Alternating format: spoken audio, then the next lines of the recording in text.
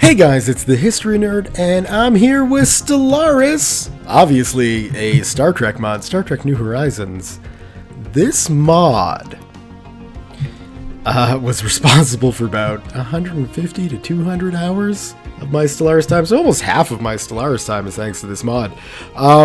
In the darker days of Stellaris, before the Leviathan's story pack and 1.3, one of my biggest complaints about the game was just that it felt dull. I mean, I hate to use the word dull, because it's not necessarily a great descriptor of it, but there were problems with just, you know, the other empires weren't all that politically active. There wasn't really any sort of uniqueness to the nations. Arguably, that's still a concern, the uniqueness anyway. Certainly after 1.3,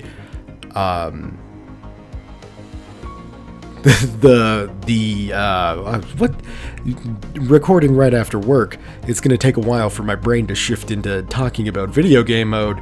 But there wasn't, like, things didn't feel unique as I continually trip through things.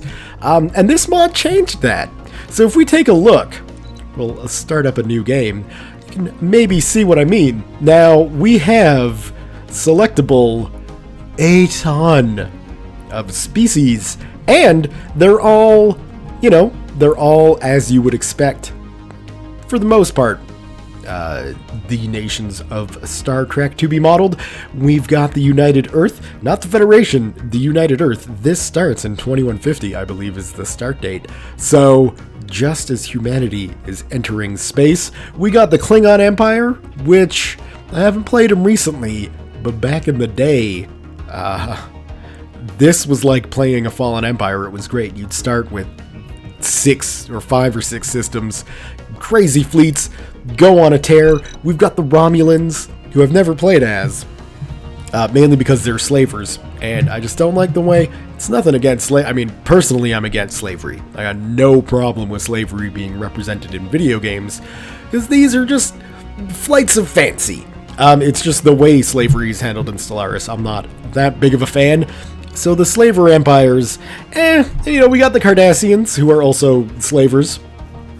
And one of these days, I gotta get and play these guys, because they've got some kind of great events going on, which is, you know, that's what this game, what Stellaris needs, is nations with identities and, you know, politics and things like that, and it's getting there. The game is getting there, and I do plan on going into 1.3 and taking attempt number 4 at doing a Stellaris series, but I think I know how to do it this time. Regardless, we're just going to be taking a quick look at this mod. I'm thinking maybe an hour video, so it's not necessarily a quick video, but just a quick look at this mod. It's still being worked on. I will happily cover this more, you know, once it's fully released. I got a beta for Hearts of Iron 4, a World War I mod that I'm going to be covering tomorrow. So we'll get those mods done and out of the way before I continually reboot series. Anyway, enough of that. Let's grab the Federation, because I think that's a good starting point in any Star Trek mod. So we'll select the Federation, and we've got here. Now, you can go for these, but it is not recommended, and this mod is not designed to work with random galaxies.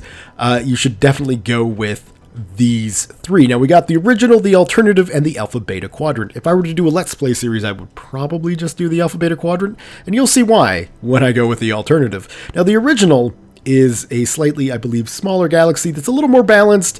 The alternative is more, quote-unquote, true to canon, so, you know, it's bigger, it's massive, is basically what I'm going on saying, and you guys will see shortly.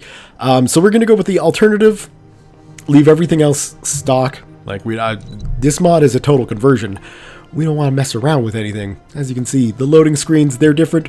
We've got different ship models. We've got entirely different ways of building ships. It's great. So let's take a look at this. The specter of war had followed humanity for centuries, culminating in the Third World War in 2053. Emerging from this post-atomic horror, the people of Earth struggled to survive until the scientist Zefram Cochrane successfully drew the attention of the Vulcan science vessel to Plana Hoth a decade later with the launch of Earth's first warp-capable vessel, the Phoenix. Following almost a century of Vulcan patronage, the people of Earth are ready to take their first steps into the great unknown, to seek out new life and new civilizations, indeed, to boldly go where no one has gone before. Technically, where no human has gone before, because the galaxy is a full place. So it starts off looking like a very basic game of Stellaris. We've got a slightly different sol system. Obviously, this is a custom map, and I will show you what I mean by size. This is huge, absolutely massive. And yes, the obviously the Alpha Beta Quadrant, that's going to be well filled in. The Gamma and Delta, yep, that's there too. Somewhere up here is the Borg, and they are going to be tearing through whatever's going on up here. Plus, I do believe the Fallen Empire, the Protheans, are also Borg, so you can get hit by 2 Borg attacks. Such is possibilities. We can see we start with Sol already surveyed. That's just lovely. We're going to take a look at Earth. Earth is a much bigger planet. There should theoretically be far more resources on the planet. This is looking like a rather bad random dice roll. We have quite a few empty spaces. But we got some extra engineering research. You know, we got some minerals. Well, we got one source of extra minerals. In a mine that's not being utilized. We got some power, we got food, we're sitting pretty. We're only generating 1 bonus food, so the first person we grow should probably go on the farm. That's fine, we'll get to that. We also have Mars colonized, which is a Class K planet. All the planet classes have been redone, and it's got a little habitability boost. I like that, because, I mean, really, ignoring Star Trek lore and canon and stuff, if humanity is going to go on a... we'll get to research in a second. If humanity is going to go out and colonize, you know, other solar systems, we're probably going to live on Mars before any of that. So, I like that that happens. Research has been redone, and there is a ton of different stuff you can research. As you can see, taking a look at physics, these are all 3 new technologies. We've got the gravimetric warp core, we've got phase cannons, we've got shipbuilding time. I think we'll go with the fancy warp core. Obviously, we're going to go with colony ships. That is always the first tech you pick when doing things. And what else? Well, we might as well grab... I'm going to go defensive components. I'm also, from a min-max standpoint, going to swap Darcy and Claudia here, because the quicker we get the colony ship done, well, I guess it's only a couple of months, it probably won't make a difference, right? Right. Alright, so we got that inactive building on Sol, or on Earth. We'll worry about that in a bit. We've got, obviously, custom classes of ships, so let's zoom in and take a look, and look at that! Look at those ship models. These little... I have no idea what class of ship these are. I'm not the world's biggest Star Trek nerd. Certainly I was at a younger point in my life, but I have since forgotten all the ship classes and stuff. But we got Star Trek ships. We got our little science ship here with the you know, the sphere. Man, words are escaping me. Even the constructor ships. Even the constructor ships are different. And transports and colony ships, it's all been Star Trekified, and it's great. One thing I'll do before we get started, we'll take a look at the ship building, and as you can see, it is a lot different. We've got 3 different types. Now, with these small Corvette classes, it doesn't appear to be much of a difference. Engineering, science, or tactical is all 2 small with a torpedo and 1 small, 1 medium slot. But that does change as you get bigger ships. So these 3 variants will have different, you know, components you can slap into them. And these components will obviously give you different boni As time goes on, we've got our emergency backup systems here, which will give us ship hull point 1 and armor 1. So we might as well slap one of those in. We don't necessarily need to worry about a nuclear reactor because power is generated from the warp core, as is done in lore, I do believe. So we've got different warp types, we've got different computer types, we've got different thrusters and sensors and cores, and then our shielding. There's been a lot done with the ships. So what we're going to do is we're just going to split up Starfleet here into 3 different groups. And the first thing I'm going to do is get Fleet 1 to just scope out all the planets that are around us in warp range. Because that seems like a good thing to do. It's going to get us some immediate knowledge of the area around us. And we can skip off on Alpha Centauri because we're going to send our science ship out there to see what we can see there. Then we're going to take Fleet 2 and send them down here because somewhere, well, we'll see the Vulcans pretty quickly. But we're going to want to find the Vulcans, the Tellarians, the Andorians, and all of them to form the Federation. So let's grab Fleet 3 and start heading out to see where the Andorians are. They should be around here somewhere. Now, I don't know if this map is following, you know, canon planet locations or what have you, but all the Federation founding members are out here as dictated in Enterprise, I think it is. And there we go. There's the Vulcans. Or they will challenge you. We can hear the mod authors have done some voice acting for the larger races, which is a nice touch. I do like that. And right off the bat, because we're already so super cool with the Vulcans, we can say, hey, how about a non-aggression and a defensive pact? We might as well get those going. Sure, our influence is going to take a little bit of a hit, but that's okay because we want to form the Federation for reasons that will become apparent as time goes on. So let's kick her up to speed 2. And we got him growing there. I think we're going to want you on the farm. Yes, I know that building will be inactive for a while, but that's okay. We'll have to deal. We can take a look at Mars, and Mars seems to be doing okay, but certainly does need a governor. So let's get a governor, and let's get a food bonus governor. Why not? Roberto Morales, 27, so he'll be ruling over Mars for decades. We can see Alpha Centauri here is looking like a very juicy colonizable system with 3, count them, 3 habitable M1 class planets. That's going to be huge for the Federation. I'm liking the way that's looking. Altair is also looking pretty darn juicy. Of course, with this being Star Trek, there are going to be plenty of new civilizations to meet. So there's chances we'll get, you know, minor races. There's the Andorians. Now, unfortunately, because of the way Stellaris works, we still have to go and burn research time to make contact with people. You can see it's going to take us a year to make contact with the Andorians. We will hold out till after the colony ship is done for obvious reasons. We want to get, at the very least, some of these systems colonized before anyone else does. But I mean, this is a pretty darn good start for the old Federation.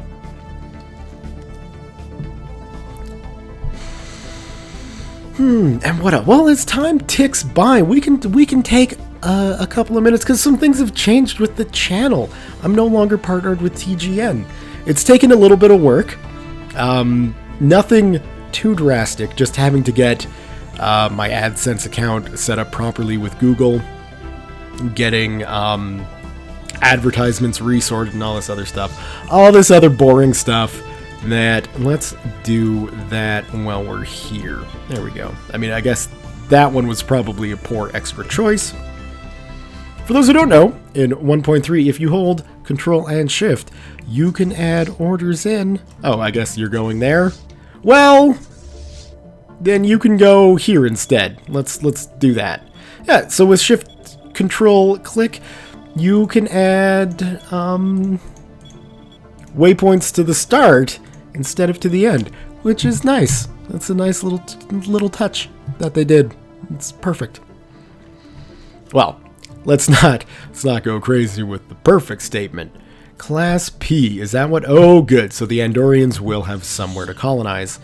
One of the things, even though it is using a pre-built galaxy, a lot of the planets in non-starting systems are sort of randomly generated. I mean, obviously, if you were going to sit down and set up each star system, I mean, that would be crazy, and it would take away a little of the exploration bits of Star Trek, which is, you know, kind of like what Star Trek does right. That's the whole basis of Star Trek, is to go out and explore the unknown. So if you had a galaxy that was set up the same each time, what would be the point in exploration? There wouldn't be. Well, except for the riches, but you know where those riches are. It's much better to find them and do your exploring that way. We can probably kick this up to speed 3 for the sake of the video. Let's go ahead and research that. There are still anomalies. There are some Star Trek unique anomalies as well as the Stellaris anomaly, so that's nice. My word, this is a ugly system to go trying to settle. It was an abandoned amusement park, so good work, Irina Ivanov, doing her research, learning things about Alpha Centauri. We've got our hull plating done, so we might as well take a look at, well, why not? Let's get Mining Network 2 up, because we could probably use some mining networks. We got our colony ship done, so that's exciting. We'll go for leader capacity. Seems like a good idea. Might as well stay on this screen and get... We've got... Now this is neat, because we've got obviously the basic combat rules, which is probably going to be what we go for, but we've got 2 different types of warp drive that do different things. So if we take a look at this, our warp FTL speed is increased by 10%, our range is increased by 25, and the cost is 10. Indeed, this uses 10 power and costs 10 minerals. If we take a look at the Warp 5 design, for 30 and 30, we don't, it's the same, but more expensive, so why would we not go with the Yo-Yo-Dyne Pulse warp engine? Why not indeed? Now, as time goes on, you may be looking at that thinking, hey, that Yo-Yo-Dyne warp drive is great. Those warp drives, as you research more advanced ones, will give you different bonuses, including no warp cooldown, which is handy. Sure, we'll join in a federation, what this game calls a coalition, simply because, obviously, it's not a federation because it's not the Federation of Planets. So we can talk to the Andorians, we'll offer them association status. Why not? I would imagine the Vulcans had contact with them before. We will definitely do that. So we're good? Okay, yeah, they're good to be association status. So what that'll do is just, obviously, they're not a part of the Federation itself, but they are an associate member. So our trust will increase slowly and eventually, provided things don't get too crazy, we should be able to get the Andorians in. And I would imagine it's a tech. I haven't played enough of this mod in, what do we got? Tellarite association status? You betcha. Absolutely. We'll grant you Federation status. Or whatever it is we're granting you, it's yours. Associate status. Alright, let's slow this down. Techs come fast and furious because of the low tech cost, which I don't know, I'm of 2 minds of it. I like how, obviously... yeah, sure, we'll open up an open borders exchange with you. Why not? Let's see, where else? We should probably scout out the top here. See if we can find ourselves some more friends to talk with.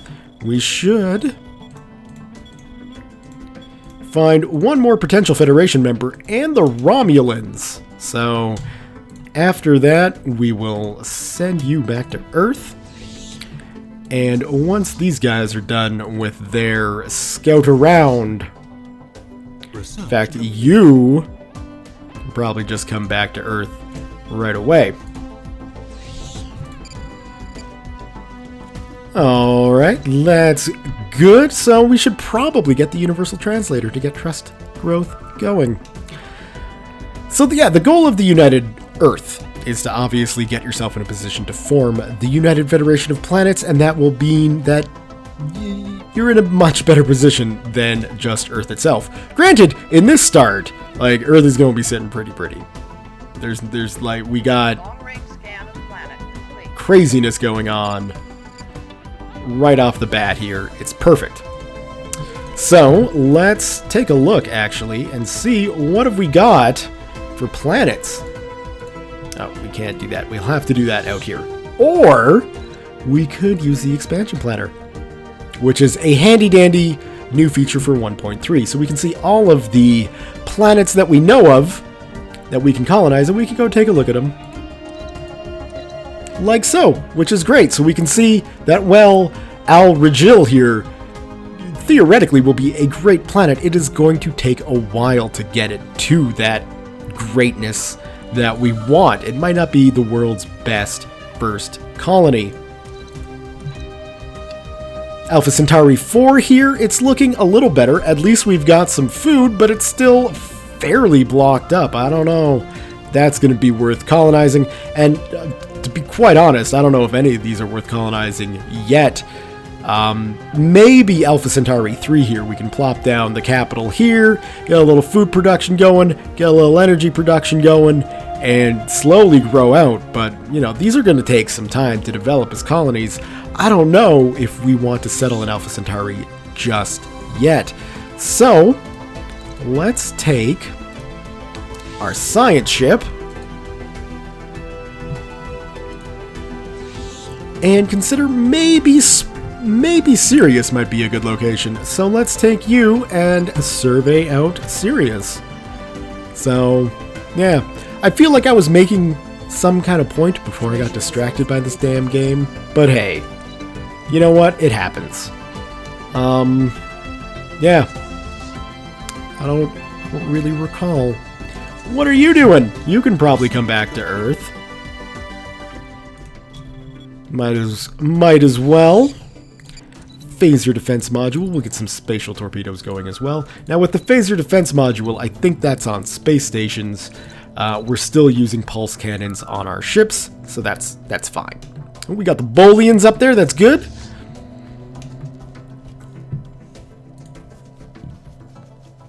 And these guys, I don't remember their name, but they're the blue guys with the metal piece that they have to breathe through. It'll come to me once they pop up, I'm sure. Actually, now that I'm thinking about it, we got our colony ship done. We can probably make contact with those two guys relatively quickly and easily. We got our fancy warp drive set, so we might as well... Let's go with phase cannons. But we might as well get all of our ships updated to use this new warp drive. Because it'll be huge in the power savings, and... it'll be huge in the... what was that? That was the colony ship? Yes. Science ship. We'll get you updated, and our transport ship. Get you updated too. There we go. Now what? You want to join the Grand Concord? You got it. You can absolutely join. I don't imagine the Vulcans will say no. A weak signal from the surface of the moon. The source appears to be some kind of tracking beacon. Figure that out, Doctor, Captain, whatever it is that you is. Oh, and we got these two guys researched. So we got the Benzites. These are the guys I was talking about. There's that, you know, they're blue. There's the metal thing they breathe from. May your nation always be at peace. Thank you very much. And the Bolians. Diplomacy should be the cornerstone of all interstellar societies.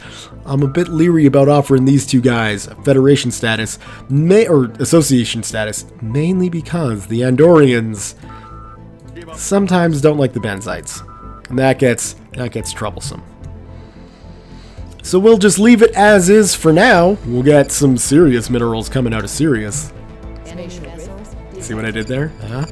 Yeah. Yeah. I'm sure that's why people come to this channel, for great quality entertainment like that.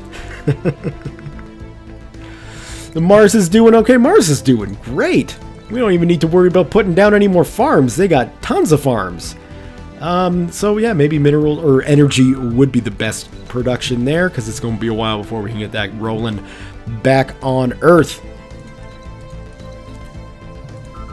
Well, we can safely upgrade that mine. For reasons that are personal to me, I like keeping the adjacency bonus rolling with the mineral processing and the power hub. So that's why I'm not wasting any minerals upgrading this, or eventually one of the power stations.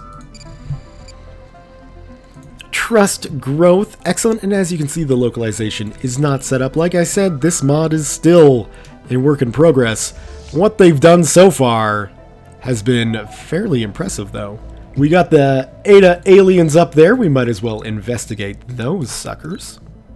And Zeta as well. So, whoops, no, we'll research those. But we'll research these first, I think. I don't know. Well, regardless, we got them both researched now. And there's the Romulans. Fear us. Perhaps they are not fools. So here's, like, you know, the first big bad we encounter. The institutionalist, martial, utilitarianist Romulan Republic. Or Romulan Empire. We got the Guardian Republic, who are Garidian? I don't know. Whoever they is, they're vassals under the Romulans. They're probably going to get conquered by them fairly quickly. Or, well, when I say conquered, of course I mean peacefully absorbed. Earth has finished its construction queue. Oh good, we got that going. Lovely. Well, we're sitting around. How's Springboard looking? Springboard is looking, you know, not that bad. There's not really the world's most ideal location for a colony capital. We could throw one here and make do, and I think that is indeed what we will do. So, Springboard. I don't know why I went to Seoul. Can do it from here much easier. Let's get a colony ship rolling, and we will go with those guys. Spatial torpedoes done. Lovely news. We'll get our spaceport level 2. And as you can see, the techs do increase in cost, so it's not going to be cheap techs all the time, but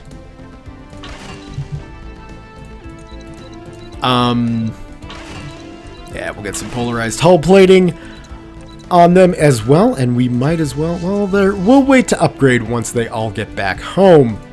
You're sitting around doing nothing, so we might as well get Wolf 359 scouted in preparation for the Borg. I kid, of course. The Borg will never reach Wolf 359 or any Federation system. Making that bold claim now, hope I don't have to back it up later. I shouldn't have to back that up later. I don't think we'll get to the Borg in an hour, so we're halfway done, and it's been 4 years. 5 years, really. I don't think we'll be getting to the Borg. Not today. Oh, we got that planet surveyed so quickly. Phase cannons, that's good. We'll get those in, and the basic combat rules. Maybe we'll wait a little bit. We got a low-gravity, lush planet, so I mean, that's also not looking that bad. Again, no real ideal spot for a capital, although that might be better than nothing. But I still think Springboard is going to be our first colony, which, yeah, that makes sense. We're springboarding off into the great galactic unknown. Up next will be Altair. Now, one thing we do have to be a little bit concerned about in the very, very early game is the Tellarians going crazy with their colonizing. We do share a planet type, after all. And we do have, we might as well throw that down. We do have the same or a treaty that allows us to swap places.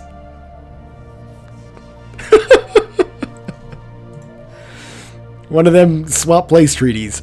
And so the big concern is that, you know, your people will start leaving and going to a better planet. Not that I think Earth is bad, just that it's different.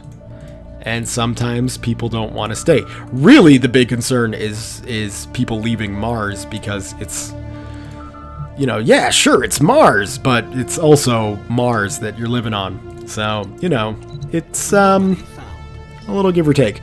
42%, we'll leave that for now. We don't need to worry about that. We'll get the phase cannons in here and save that. It's nice, don't have to worry about any sort. Might as well get some emergency backup systems in there too. Don't have to worry about any sort of power distribution or anything. Those warp cores are great. Obviously that changes when you get ships that can have many, many big weapon systems. You'll probably be looking at getting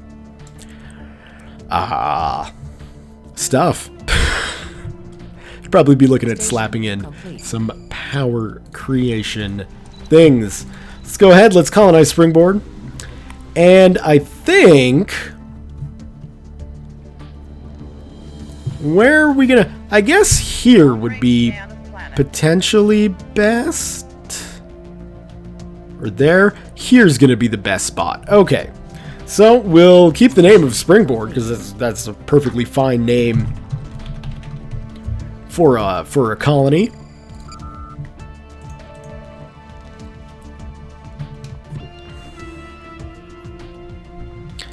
And we can get you going in Altair, because I'd like to get that system as secured as we possibly can. Propaganda broadcasts, lovely. We can start clearing out some mountain ranges. Is that going to be a thing for Springboard? We have a few mountain ranges. Right, we got 2 on the planet. 1 right. Yeah, we can go with that then. We'll do that.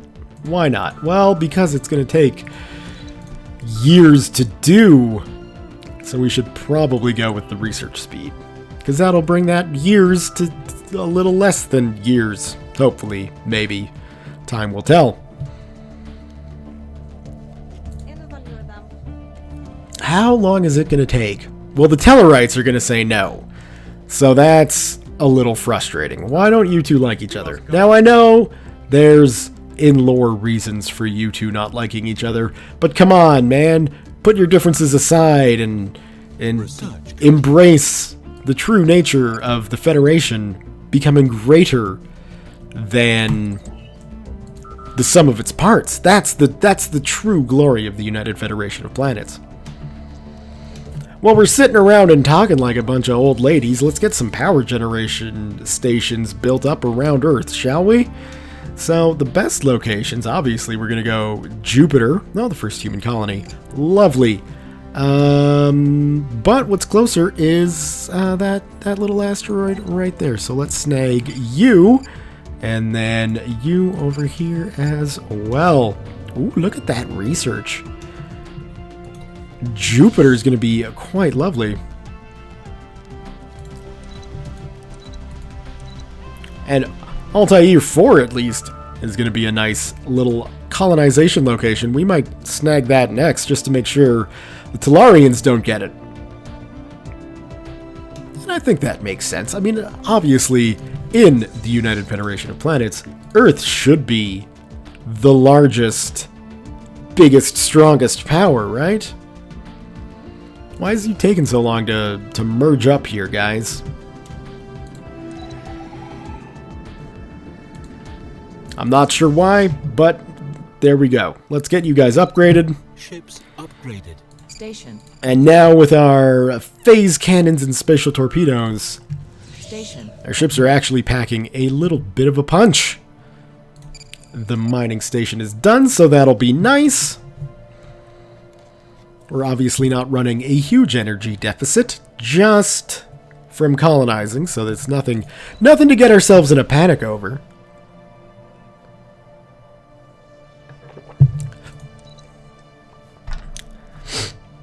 And we might as well get started on a power plant. And one of the things with the mod Oh, good, that was easy. New research. Probably that. Let's get some migration time worked on. So one of the things with the mod is that you can only build like physics labs on physics resources. You can only build engineering labs on engineering resources. So it's you're not going to be able to really spam research stations. You know, it's a personal opinion how you feel about that. I'm okay with it. I think it's a fine design choice to do that. I can understand that it's not maybe quote unquote accurate, but you know what? We're talking about a Star Trek game, man. There's nothing accurate about any of this. Significantly larger than the patrol frigates swarming the galaxy before, the destroyer is a very cheap and effective frontline ship that is capable of being quickly produced while fielding tons of offensive capabilities for its price. A major increase in maintenance cost makes them harder to sustain in peacetime, though. Let's snag some new research and maybe go with some more defense components? Polarized hull plating level 2? Maybe an engineering facility? Nah, let's go with the hull plating, because it's the cheapest tech and we should probably get that. What do we got here? Dense jungle? Monthly influence would be best. I think we're going to need all the influence we can get. Let's take a look at our new ship design, though. Oh yeah, it's the NX class. I love the look of this ship. There's not a lot Enterprise did right, but man, they nailed the ship look. I love the way these ships look. And really all the ships from... Well, might as well get the better warp core. We'll put on some warp or hull plating. All of the ships from the Enterprise era I love the look of. And why not? We'll put in some energy emergency backup system so we can get that sucker repaired if needed. Obviously, we have no need for a nuclear reactor. We are generating well more power than we need to. So let's give that a save. And if we take a look at our spaceport, obviously we're going to need to get up to a level 2 spaceport to build this sucker. But we're also going to need 14 naval capacity, and we have 12. So if we're going to want to build an NX class cruiser or destroy... Oh, excuse me. If we're going to want to build an NX class destroyer, and I think I will, we're going to need either to get rid of our 3 starting corvettes, which I'm totally fine with. If we go back to the ship designer, this ship uses all small weapons, so that can easily target corvettes, but it's got more weapons, so why wouldn't we? And here's a prime example of what I was talking about earlier with the engineering variants. So with the corvettes, they were all the same with the utility slots. We can see here the engineering variant gives us more medium slots at a cost of large and small utility slots. The science is relatively well balanced, and the tactical skews to the larger. As we can see, some component systems will fit into all 3 slots, some will only fit into large or small or medium, so you can really start building up diversified ship types, which is handy. I mean, I don't know necessarily if in the long run it's something that you'd want to keep doing, but it's certainly a possibility to do, and it's nice to get that kind of fleet diversity sometimes. Although it is kind of a little bit of a pain from a micromanagement standpoint, or it can be. I guess no, we should probably... Well, we'll leave you, because we're going to have to upgrade you soon anyway, and Springboard is coming along as best as it will. Arriving at Barnard Star B, we detected unusual intermittent subspace readings. Well, you best figured out what those intermittent subspace readings are. I don't want to be left in the dark about something like that. We need to know. We need to know now.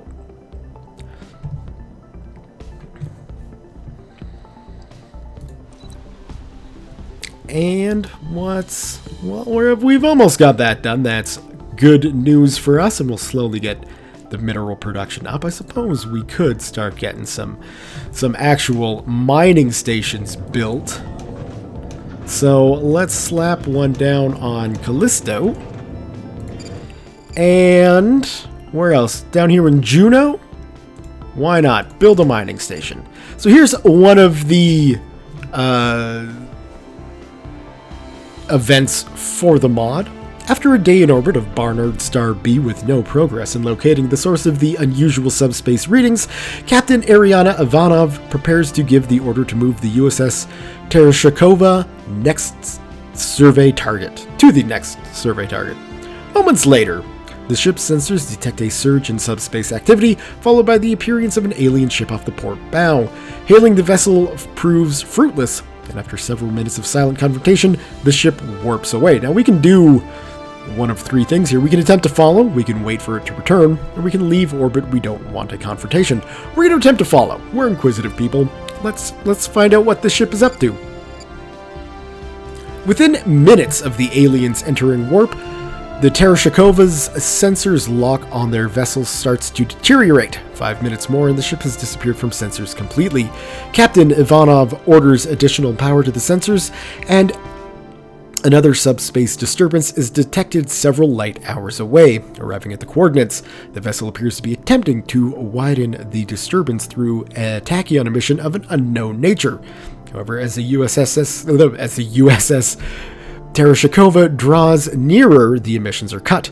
The vessel raises its shields and powers up what appears to be its weapon systems. Well, let's hail them. The Tereshkova's communication officer repeats on all frequencies hails to the alien vessel. The bridge crew awaits response in tense silence, with only the hum of the ship's engines in the background.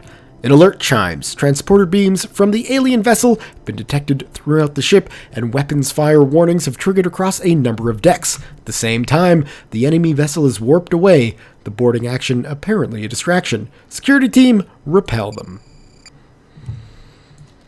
Security teams assemble throughout key sections of the ship, beam rifles in hand.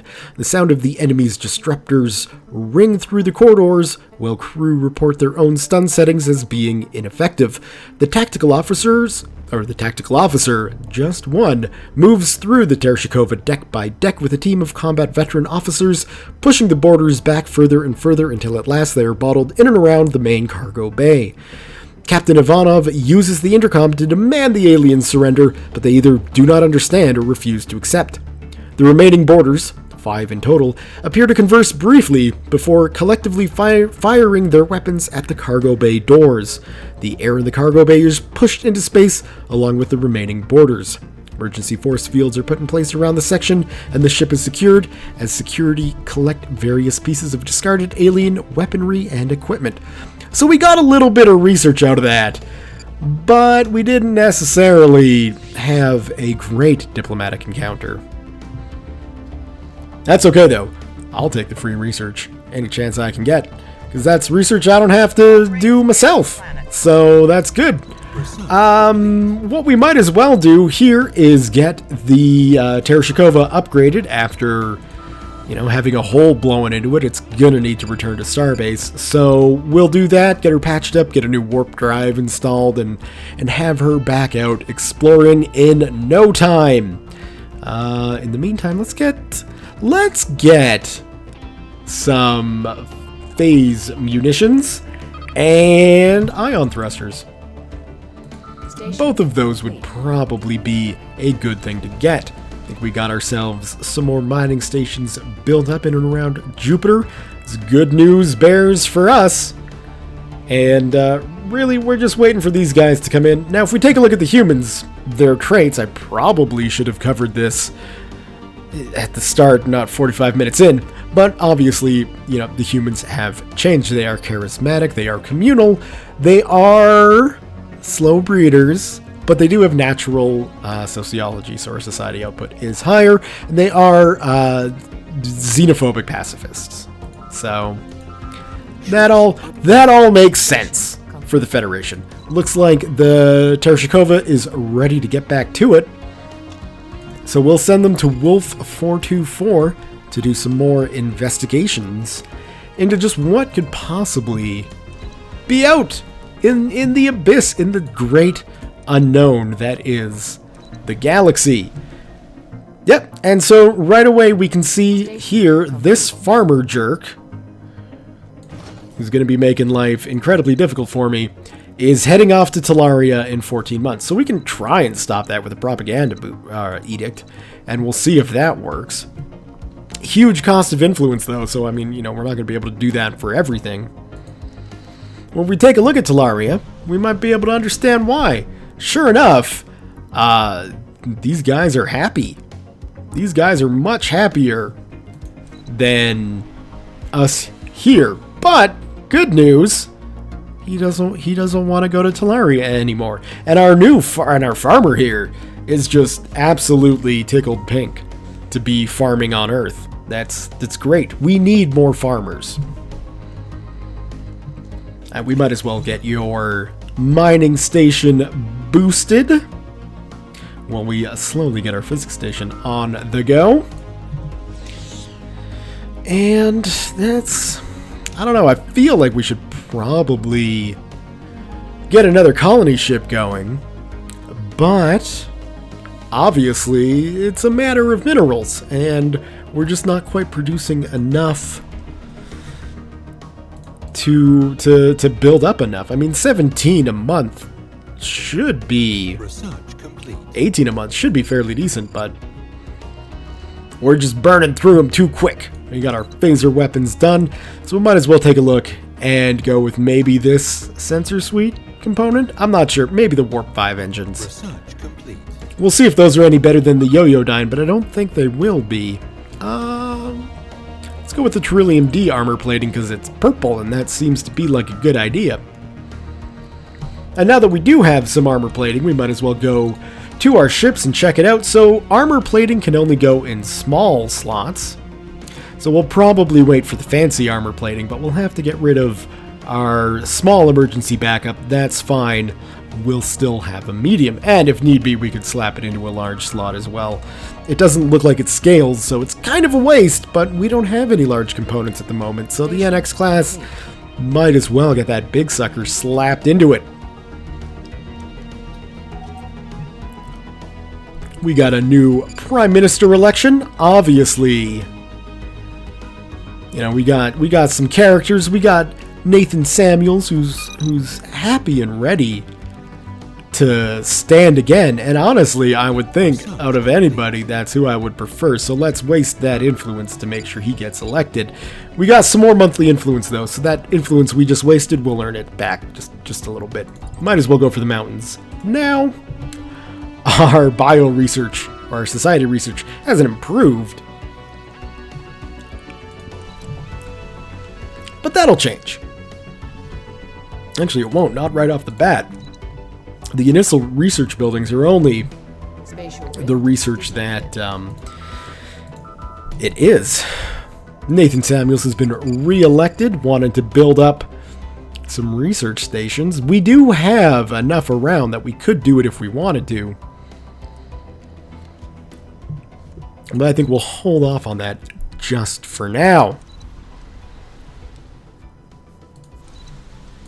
For no other reason than it seems to make sense to hold off for the colony ship for Altair there.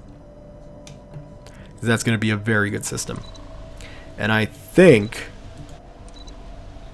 Oh! Who is that? The Vulcans have claimed this area with a frontier outpost. Incoming transmission. You want association status? Okay. We might as well offer the association status to the Benzites as well then. I don't imagine anybody's gonna say no to that. Yeah, sure, we can have open borders. And I imagine you'll probably want that too. Migration treaty, I mean. So there we go. We got some association statuses rolling. Hopefully the Andorians will smarten up and be willing to join in the Federation sooner than later. You would think they would, right? Because it's something that they should want to do. And as I say that, they expand their borders more towards me. Well, that's fine. All y'all don't understand that all this space is going to be mine soon anyway. Well, soon. It will take a little while to get the diplomatic situation rolling that we can form the Federation proper, and we will need to research a society tech for that. So, I mean, we probably should get our society tech rolling higher. You know, it's on the to-do list. We'd have to clear... I guess we could clear that. Well... Huh. Well, but now where are we going to settle? Is Wolf 359 worth it? Not particularly. That could work. Research complete. Well, hopefully Sigma Draconis then is looking good. Why did the Vulcans come up here? That's what I don't understand. Warp 5 engine. We can take a look at what's going to be better for us in the future. But let's get that physics lab going, because we know we're going to get physics labs right off the bat. So let's see here. Warp 5. Yeah. 1025. Right? FTL speed 10. Warp range 25. But the Yo-Yo-Dyne. Stick with that. Stick with that. Don't go for the Warp 5 engines. Go for the Yo-Yo-Dyne. It's not until later that you need to swap out from that. That really bugs me. Damn you, Vulcans always getting in our way.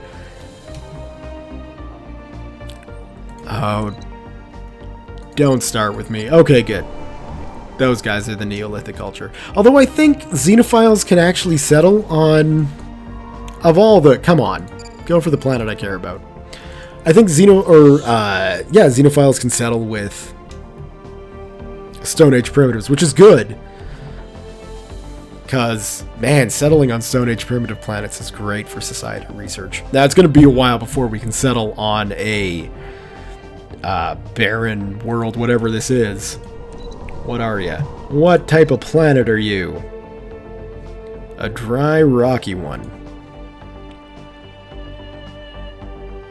M3, so that would probably be a good planet for Vulcans. That's not looking too bad, but there are still tons of blockers on these planets. It's crazy to the max, man.